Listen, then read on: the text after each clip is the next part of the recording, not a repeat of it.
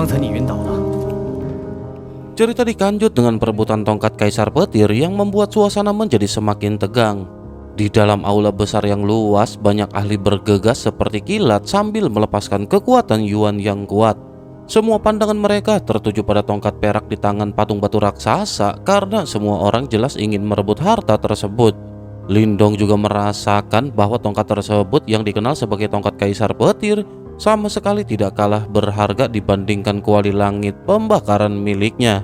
Karena Lindong dan Mulingsan tiba lebih dahulu di aula utama, keduanya juga berada di barisan terdepan. Dalam waktu singkat mereka sudah melintasi aula dan hampir mencapai patung batu. Namun tepat saat mereka mendekat, dua serangan angin yang sangat tajam tiba-tiba meluncur ke arah titik mematikan di punggung mereka. Serangan itu dipenuhi dengan ki kematian sehingga jelas berasal dari dua ahli tingkat kematian mendalam. Serangan itu juga tidak lain dan tidak bukan berasal dari gerbang 9 ketenangan dan aula langit misterius.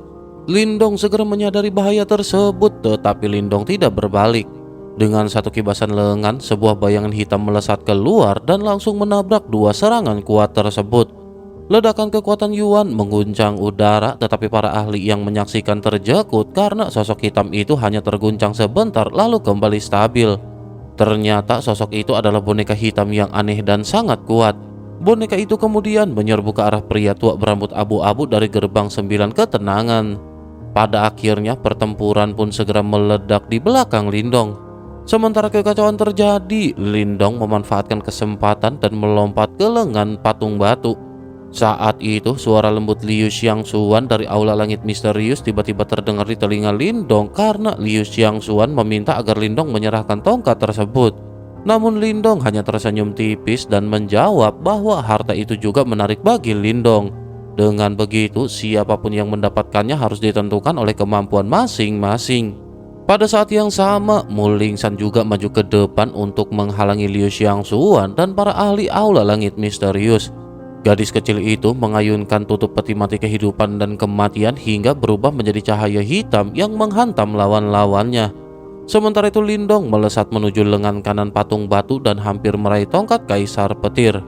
Namun tiba-tiba terdengar tawa dari samping dan tiga sosok muncul seperti hantu. Mereka adalah tiga murid dari gerbang Yuan yang selama ini menyembunyikan kekuatan mereka.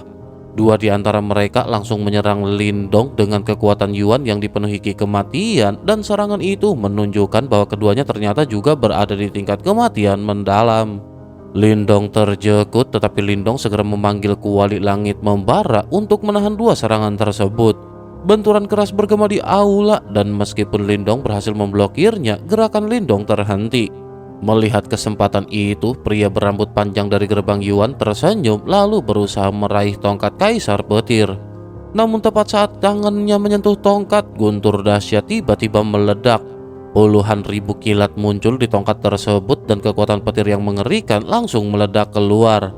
Pria itu pun terpental jauh ke belakang dengan tangan hangus dan darah menetes dari jarinya. Tak lama setelah itu, tongkat perak itu kembali bergetar hebat seolah baru terbangun dari tidur panjang. Guntur kembali menggema dan tongkat tersebut terbang dari tangan patung batu lalu berubah menjadi naga petir raksasa yang mengamuk di seluruh aula. Banyak ahli mencoba menangkapnya, tetapi setiap orang yang mendekat langsung dihantam kekuatan petir liar hingga terpental dan terluka. Aula besar itu pada akhirnya segera berubah menjadi kekacauan. Banyak kekuatan Yuan dilepaskan untuk menahan naga petir tersebut, tetapi semuanya gagal. Bahkan para ahli tingkat kematian mendalam akhirnya berhenti bergerak dan hanya menatap dengan waspada karena kekuatan petir itu terlalu ganas untuk ditaklukkan secara langsung. Mulingsan yang sempat mencoba menangkap tongkat itu juga terpental kembali ke sisi Lindong. Ia lanjut berkata bahwa energi tongkat tersebut terlalu kuat untuk dihentikan. Lindong memperhatikan naga petir itu dengan tajam dan Lindong segera menyadari bahwa di dalam tongkat tersebut terdapat energi yang sangat mirip dengan kekuatan simbol leluhur petir. Ketika kebuntuan terjadi dan tidak ada lagi yang berani bertindak, Lindong tiba-tiba melesat maju. Banyak orang menatap dengan ekspresi mengejek karena bahkan seorang ahli tingkat kematian mendalam saja gagal sehingga mereka yakin Lindong juga akan bernasib sama. Namun Lindong tetap mendekati naga petir itu dan langsung meraih tongkat Kaisar Petir dengan tangannya. Guntur kembali meledak dan kekuatan petir yang menakutkan menyebar liar membuat rasa sakit menjalar di tubuh Lindong. Meski begitu, mata Lindong memerah karena tekad, lalu Lindong menggerakkan simbol leluhur pelahap di dalam tubuhnya. Kekuatan pelahap yang dahsyat segera mengalir ke dalam tongkat Kaisar Petir karena Lindong bertekad menaklukkan harta itu dengan kekuatan simbol leluhur miliknya. Energi petir yang liar dan keras memancar tanpa henti, bahkan hingga membuat ruang di sekitarnya terdistorsi. Tangan Lindong dipenuhi darah karena menahan kekuatan petir yang ganas, namun Lindong tetap bertahan. Rasa sakit yang hebat bahkan sudah tidak lagi terasa jelas karena seluruh perhatiannya terfokus untuk menaklukkan tongkat Kaisar Petir. Di dalam tubuh Lindong, simbol leluhur pelahap di istana Niwannya berubah menjadi lubang hitam besar. Kekuatan pelahap mengalir melalui meridian di tubuh Lindong lalu menuju tangannya dan terus memasuki tongkat Kaisar Petir. Di dalam tongkat itu, energi petir yang berasal dari simbol leluhur petir mencoba melawan kekuatan yang masuk. Energi tersebut sangat mendominasi dan tidak ingin wilayahnya dikuasai oleh kekuatan lain. Namun kekuatan pelahap Lindong jauh lebih sulit untuk ditahan. Setiap bentrokan membuat kekuatan petir perlahan-lahan dilahap sedikit demi sedikit.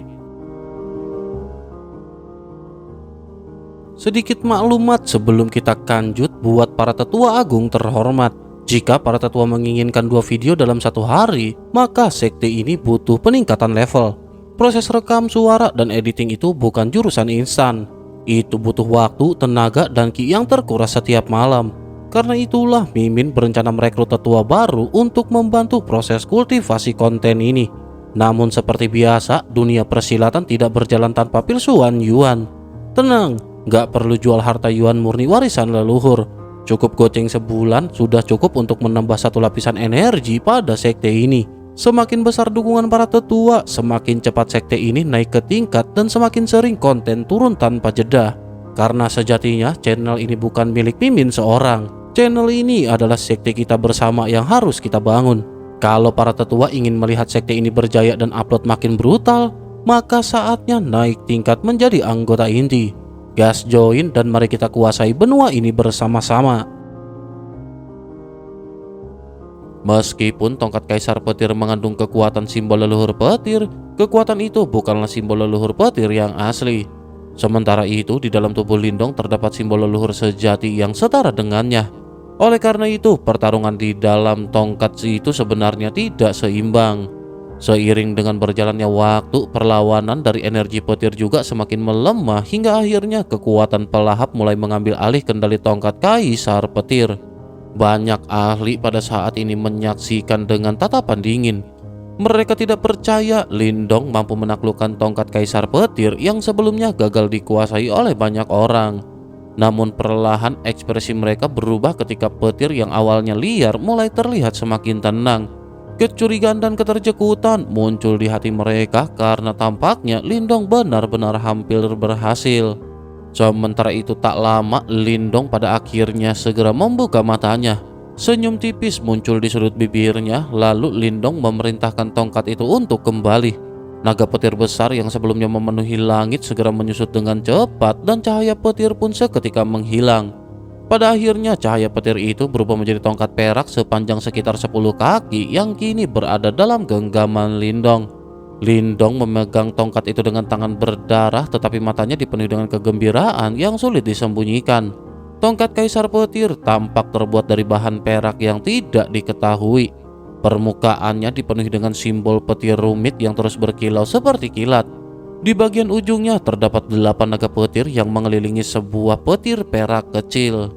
Kilatan listrik dari inti petir itu mengalir melalui tubuh tongkat dan memancarkan aura yang membuat siapapun merasa seolah pemilik tongkat itu mampu mengendalikan seluruh petir di dunia. Lindong menyadari bahwa akhirnya Lindong berhasil menjinakkan tongkat Kaisar Petir dengan bantuan kekuatan simbol leluhur pelahap. Pemandangan itu segera membuat aula kembali menjadi gempar dan banyak orang terjekut sekaligus iri karena harta kuat itu akhirnya jatuh ke tangan Lindong. Di antara kerumunan, trio gerbang Yuan juga menunjukkan wajah yang tidak senang. Liu Xiangxuan juga menggertakkan gigi karena tongkat Kaisar Petir merupakan salah satu harta tingkat tertinggi milik aula langit misterius. Suasana aula perlahan menjadi tegang karena banyak orang mulai menunjukkan keserakahan dan niat membunuh. Di hadapan harta sebesar itu, banyak orang tidak lagi peduli pada ancaman ataupun aturan. Lindong merasakan perubahan suasana tersebut dan wajahnya langsung menjadi dingin. Lindong menggenggam erat tongkat kaisar petir sementara kilatan listrik kecil terus berderak di sekelilingnya. Pada saat yang sama, Muling San segera datang ke sisi Lindong sambil membawa tutup peti mati kehidupan dan kematian yang memancarkan cahaya hitam.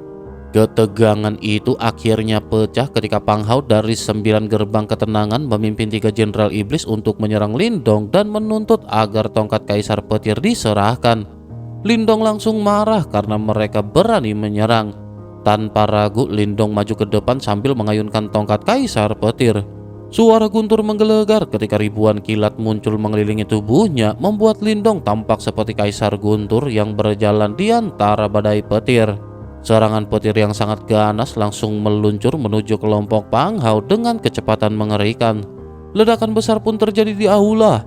Tubuh Pang Hao dan para jenderalnya langsung terpental ke belakang sambil memuntahkan darah. Hanya dengan satu serangan, kelompok itu benar-benar langsung dikalahkan. Melihat hal itu, semua orang di aula menyipitkan mata karena kekuatan serangan Lindong kini jauh lebih mengerikan dibandingkan sebelumnya.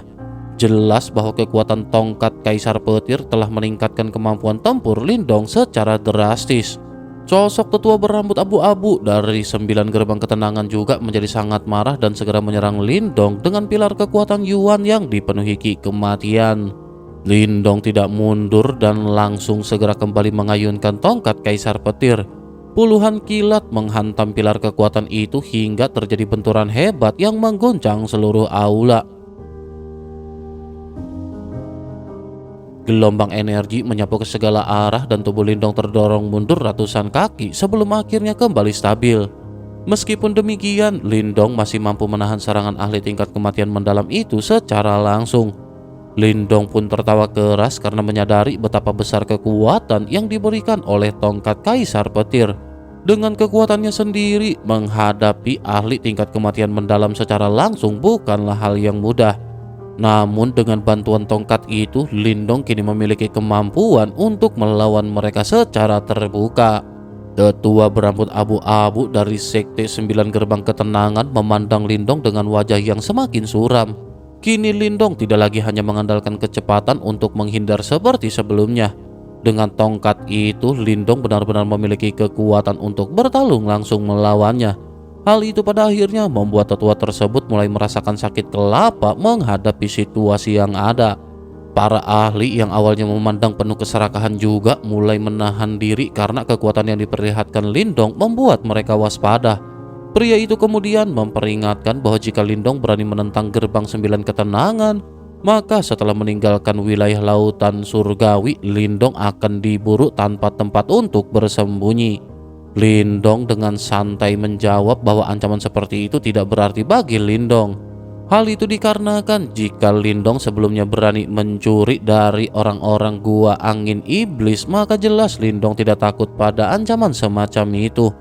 Pria tua itu pada akhirnya mencoba cara lain dengan mengatakan bahwa jika Lindong menyerahkan tongkat kaisar petir, maka semua permusuhan di antara mereka akan dihapus. Menurut pria tua itu, tidak ada satu orang pun yang ingin memusuhi faksi kuat. Namun Lindong hanya tersenyum tipis dan menjawab bahwa Lindong tidak ingin memprovokasi siapapun. Namun bagi siapapun yang memintanya menyerahkan harta di tangannya, jawabannya hanya satu, yakni penolakan. Jawaban itu membuat niat membunuh muncul di mata pria tua tersebut. Tetapi Lindong pada saat ini masih tetap tenang. Lindong bahkan memanggil mayat penelan langit di sisinya, sementara tongkat kaisar petir kembali memancarkan kilat.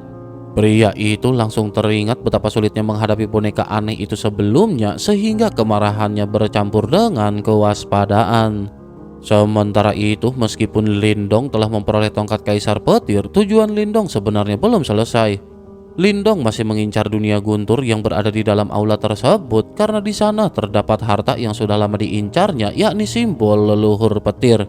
Namun untuk membuka tempat itu dibutuhkan 3 kunci menara perak. Lindong sudah memiliki 1, sementara 2 lainnya berada di tangan Pang Hao dan Liu Xiangxuan. Dengan banyaknya ahli kuat di tempat itu, Lindong sadar bahwa merebut kunci tersebut secara paksa bukanlah hal yang mudah. Sementara Lindong berpikir mencari cara, beberapa ahli yang tidak sabar mulai menyebar untuk kembali mencari harta lain. Namun para ahli dari Gerbang Sembilan Ketenangan dan Aula Langit Misterius serta beberapa tokoh kuat lainnya tetap diam karena mereka jelas menunggu sesuatu yang lebih berharga.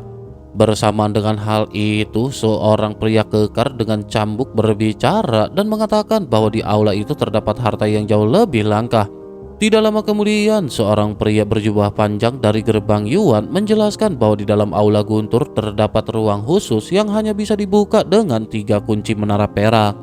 Mendengar hal itu, semua orang langsung menoleh ke arah Lindong, Pang Hao, dan Liu Xiangxuan karena merekalah yang memegang kunci-kunci tersebut.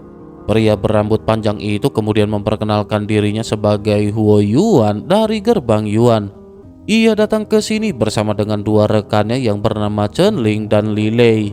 Lindong segera mengenali mereka sebagai 3 raja kecil dari Gerbang Yuan.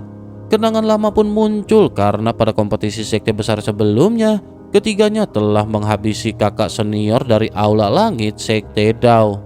Selanjutnya, Lindong pada akhirnya dengan tenang berkata bahwa jika ada kesempatan, Lindong akan mengambil nyawa mereka. Huo Yuan hanya tertawa dan menjawab bahwa mereka juga berniat menghabisi Lindong lalu mengirim mayatnya kembali ke Sekte Dao. Percakapan itu membuat para ahli lain menyadari bahwa Lindong berasal dari Sekte Dao di wilayah Suan Timur. Ini adalah sebuah sekte super yang sangat kuat. Liu Xiangxuan bahkan semakin terjekut ketika mengetahui bahwa Lindong pernah dikejar oleh 3 master sekte dari Gerbang Yuan namun tetap berhasil melarikan diri. Hal itu juga membuat para ahli di aula semakin memandang Lindong dengan kewaspadaan dan rasa takut. Walaupun ada permusuhan, Huo Yuan mengatakan bahwa saat ini mereka tidak berniat bertarung karena tujuan utama mereka adalah dunia guntur. Oleh karena itu, Huo Yuan meminta Lindong, Pang Hao, dan Liu Xiangxuan untuk menggunakan kunci mereka dan membuka tempat tersebut. Lindong menyadari bahwa situasi di aula itu terlalu rumit untuk bertindak gegabah sehingga Lindong setuju bahwa membuka dunia guntur lebih baik dilakukan terlebih dahulu. Lindong kemudian mengeluarkan menara perak yang ia miliki. Pang Hao dan Liu Xiangxuan juga melakukan hal yang sama.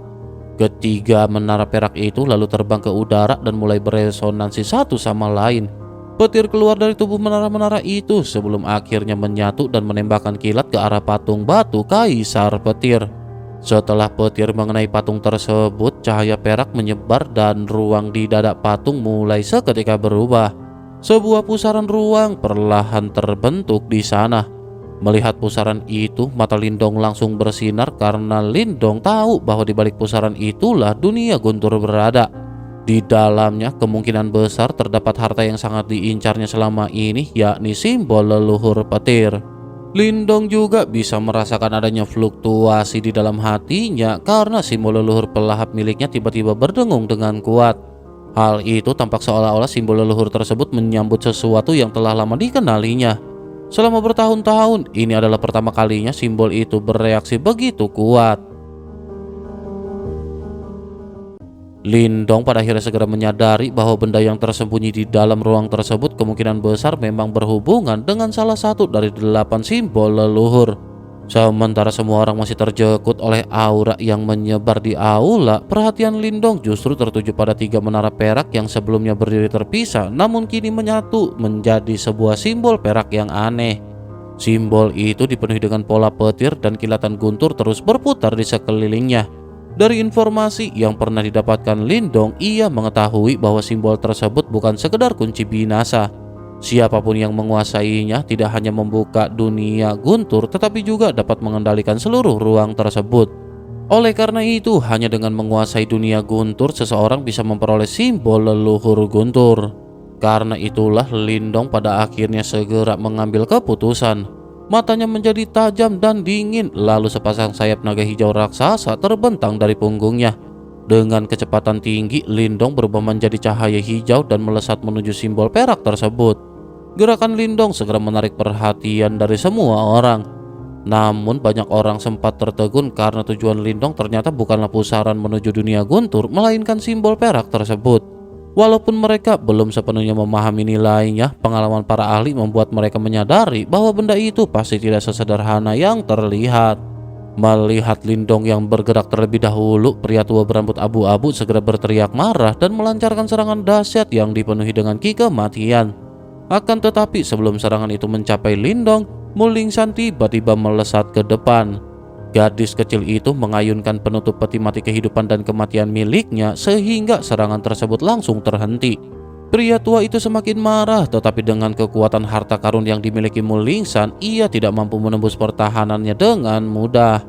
Pada saat yang sama, Huo Yuan juga berusaha mencoba menghentikan Lindong. Namun Lindong telah bersiap terlebih dahulu. Dengan ayunan tangan, ia melepaskan mayat penelan langit untuk menahan Huo Yuan, sementara tangan Lindong sendiri menembus kilatan petir dan akhirnya berhasil menggenggam simbol perak tersebut. Karena sebagian besar orang belum mengetahui nilai sebenarnya dari simbol tersebut, Lindong dapat mengambilnya tanpa kesulitan besar. Namun setelah melihatnya berhasil mendapatkannya, Pang Hao langsung meraung marah dan menuduh Lindong terlalu serakah karena mengambil benda yang terbentuk dari 3 menara perak sendirian. Liu Xiangxuan juga menyatakan ketidakpuasannya, sementara Huo Yuan dengan nada dingin memperingatkan bahwa tindakan Lindong bisa membuatnya menjadi musuh semua orang di aula itu. Meskipun banyak ahli mulai menatap Lindong dengan niat buruk, Lindong tetap tenang dan menjawab dengan nada acuh tak acuh. Lindong berkata bahwa jika mereka benar-benar ingin bertarung, maka Lindong tidak keberatan. Tetapi mereka seharusnya memikirkan harta yang ada di dalam pusaran itu terlebih dahulu.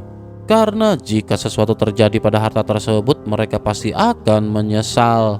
Ucapan Lindong pada akhirnya membuat Pang Hao dan yang lainnya ragu sejenak, lalu perhatian mereka kembali tertuju pada pusaran spasial yang memancarkan aura lebih kuat dibandingkan dengan tongkat Kaisar Petir. Mereka akhirnya menyadari bahwa harta di dalam ruang itu kemungkinan adalah harta paling berharga di seluruh gua ini. Karena itu, Pang Hao dan para ahli lainnya segera melesat menuju pusaran tersebut untuk melihat apa yang tersembunyi di dalamnya. Melihat mereka bergegas, Lindong hanya tersenyum tipis karena dengan simbol perak di tangannya, ia sebenarnya bisa mengendalikan dunia guntur. Begitu ia memasuki ruang itu, bahkan jika semua orang menyerangnya bersama-sama, ia masih memiliki cara untuk menghadapi mereka. Namun tepat ketika Pang Hao dan para ahli lainnya hampir memasuki pusaran, tiba-tiba terdengar sebuah helaan nafas ringan di dalam aula. Lindong langsung menyadari sesuatu yang tidak biasa, lalu melihat seorang berjubah merah muncul secara misterius di depan pusaran tersebut. Sosok itu dengan tenang menyatakan bahwa perburuan harta di gua ini sudah berakhir dan semua orang sebaiknya segera pergi. Kata-kata itu membuat Pang Hao dan para ahli lainnya langsung marah. Mereka bersama-sama melancarkan berbagai serangan kuat ke arah pria berjubah merah tersebut. Akan tetapi sosok berjubah merah itu sama sekali tidak terlihat panik. Ia hanya mengangkat tangannya dan menjentikan jarinya, lalu sebuah lingkaran cahaya menyebar keluar. Begitu serangan para ahli menyentuh cahaya itu, semua serangan langsung lenyap begitu saja. Gelombang kekuatan kemudian menyapu balik dan dalam sekejap semua orang, termasuk pria tua berambut abu-abu yang berada di tingkat kematian mendalam, terpental mundur dengan keadaan menyedihkan. Pemandangan itu membuat Lindong sangat terjekut karena ia pernah bertemu dengan pria berjubah merah ini sebelumnya. Namun Lindong benar-benar tidak pernah menyangka bahwa kekuatannya begitu menakutkan. Dengan satu gerakan saja, pria itu mampu menyingkirkan semua ahli yang ada di aula. Setelah menstabilkan tubuh mereka, Pang Hao dan yang lainnya menatap sosok itu dengan ketakutan. Pria tua berambut abu-abu mencoba bertanya identitasnya sambil menyebut bahwa gua ini berkaitan dengan 9 gerbang ketenangan dan aula langit misterius. Dengan begitu ia ingin tahu apakah pria berjubah merah itu benar-benar berani menyinggung kedua kekuatan besar tersebut. Mendengar hal itu, pria berjubah merah tampak tersenyum tipis. Ia lalu perlahan membuka tudung jubahnya sehingga wajahnya terlihat jelas. Wajahnya tampak tegas dengan alis tebal dan di tengah dahinya terdapat simbol api yang memancarkan cahaya. Aura kesombongan yang kuat seolah mampu membakar dunia di sekitar. Begitu wajah itu terlihat, ekspresi pria tua berambut abu-abu dan para ahli lainnya berubah pucat. Dengan suara gemetar, mereka akhirnya menyebut nama sosok legendaris itu, yakni Master Balai Api Ilahi bernama Moluo. Moluo dikenal sebagai salah satu ahli terkuat di wilayah tersebut. Ia adalah penguasa Aula Dewa Api yang menguasai wilayah Laut Api dan menjadi sosok yang sangat disegani. Banyak sekte besar di Laut Iblis Kekacauan bahkan tidak berani menyinggung kekuatannya. Meskipun banyak pemimpin sekte besar juga berada pada tingkat samsara, namun tidak ada satupun yang berani bersikap sombong di hadapan Moluo. Hal itu dikarenakan Moluo menguasai salah satu dari 8 simbol leluhur besar, yakni simbol leluhur api berkobar. Dengan kekuatan simbol itu, kekuatannya mampu mengguncang dunia. Kekuatan semacam itu pernah diperlihatkan oleh Kaisar Petir di masa lalu, dan Kaisar Petir juga berada pada tingkat samsara yang memegang simbol leluhur. Dengan begitu, maka musuh harus mengirim 1 Raja Yimo dan 3 Jenderal Yimo untuk melawannya. Hal ini menunjukkan betapa menakutkannya seorang ahli tingkat samsara yang benar-benar mengendalikan simbol leluhur. Karena itulah ketika Moluo muncul di aula itu, semua orang langsung terdiam. Bahkan pria tua berambut abu-abu yang sebelumnya berbicara dengan keras kini tidak berani berkata apa-apa. Semua orang mengerti bahwa jika Moluo menginginkan sesuatu, bahkan pemimpin sekte besar mereka pun tidak akan berani menolaknya. Sementara itu Lindong pada saat ini hanya bisa melihat kejadian tersebut dengan keterjekutan. Lindong tidak menyangka bahwa pria berjubah merah itu ternyata adalah Moluo. Ini adalah pertama kalinya Lindong bertemu pemilik simbol leluhur lain setelah bertahun-tahun. Meskipun Lindong merasa jarak kekuatan mereka sangat jauh, tekad muncul di kedalaman hati Lindong karena Lindong percaya bahwa suatu hari nanti Lindong juga akan mencapai tingkat seperti itu. Keheningan juga berlangsung cukup lama sebelum pria tua berambut abu-abu dari gerbang 9 ketenangan akhirnya berbicara dengan hati-hati. Ia menjelaskan bahwa sektenya telah membayar harga besar untuk mencari harta di tempat ini, sehingga ia berharap Moluo mempertimbangkan usaha mereka. Namun Moluo dengan tenang menjawab bahwa benda di dalam dunia guntur bukanlah sesuatu yang bisa disentuh oleh mereka. Jika mereka memaksakan diri masuk, maka bencana besar akan menimpa sekte mereka. Kata-kata itu seketika membuat semua orang terjekut. Mereka tidak menyangka bahwa bahkan sekte besar seperti milik mereka pun dianggap tidak mampu menghadapi sesuatu yang ada di dalam dunia guntur. Huo Yuan kemudian bertanya apakah sebenarnya yang berada di dalam dunia tersebut. Moluo memandangnya sejenak dan merasakan sesuatu yang tidak menyenangkan dari tubuh Huo Yuan. Tetapi ia pada saat ini tidak dapat menemukan sumbernya. Meski begitu, Moluo tetap memperingatkan agar Huo Yuan tidak menanyakan hal yang seharusnya tidak ditanyakan. Setelah itu, Moluo dengan tidak sabar memerintahkan agar semua orang segera meninggalkan gua dan menghentikan pencarian harta. Perintah itu membuat banyak orang merasa tidak rela, tetapi tidak ada yang berani menentangnya karena perbedaan kekuatan mereka terlalu besar. Lindong juga pada saat ini merasakan kegelisahan di dalam hatinya. Lindong juga menggenggam erat simbol perak berkilau di tangannya. Selama bertahun-tahun ia telah berusaha menemukan simbol leluhur petir sehingga mustahil baginya untuk menyerah begitu saja. Saat itu juga Mulingsan tiba-tiba berbicara dengan nada tidak senang dan mengatakan bahwa tempat ini bukan milik Moluo. Dengan begitu maka Moluo benar-benar tidak berhak mengusir mereka. Banyak orang langsung terjekut karena tidak menyangka gadis kecil itu berani berbicara seperti itu. Namun Moluo hanya meliriknya dan dengan tenang mengatakan agar Mulingsan pulang dan berhenti membuat kekacauan. Ia tidak menunjukkan kemarahan sama sekali karena sebenarnya Moluo telah menyadari bahwa Mulingsan berasal dari klan Pausage Abadi, salah satu kekuatan besar dari ras iblis laut. Melihat Mulingsan yang hendak membalas lagi, Lindong segera menahan Mulingsan. Kemudian Lindong menangkupkan tangan dan berkata bahwa ia mengetahui apa yang ada di dalam dunia guntur. Kata-kata itu seketika membuat semua orang terjekut dan menatapnya. Moluo menunjukkan sedikit ketertarikan dan langsung mendekati Lindong. Ia memegang lengan Lindong dan mengirimkan energi panas yang sangat kuat ke dalam tubuhnya. Energi itu terasa seperti magma yang mengalir deras. Namun simbol leluhur pelahap milik Lindong langsung berputar di dalam istana Niwan dan menelan energi tersebut. Setelah merasakan hal itu, Moluo segera melepaskan tangannya dan menatap Lindong dengan ekspresi terjekut. Ia segera menyadari bahwa Lindong adalah pemilik simbol leluhur pelahap. Selanjutnya Moluo pada akhirnya berkata bahwa tidak heran Lindong mampu menghapus energi Yimo. Setelah berpikir sejenak sambil menatap pusaran ruang menuju dunia guntur, Moluo pada akhirnya mengambil keputusan yang mengejutkan semua orang. Ia mengatakan bahwa Lindong boleh ikut bersamanya memasuki dunia guntur. Lindong seketika langsung merasa sangat gembira. Lindong tidak tahu alasan sebenarnya Moluo mengizinkan Lindong masuk, tetapi selama Lindong bisa memasuki dunia guntur, maka ia memiliki kesempatan untuk mendapatkan simbol leluhur petir yang selama ini ia cari. Tanpa ragu sedikit pun, Lindong segera menyetujui ajakan Moluo untuk memasuki dunia guntur. Para ahli yang berkumpul di aula besar tertegun ketika menyaksikan Moluo benar-benar mengizinkan Lindong memasuki dunia guntur.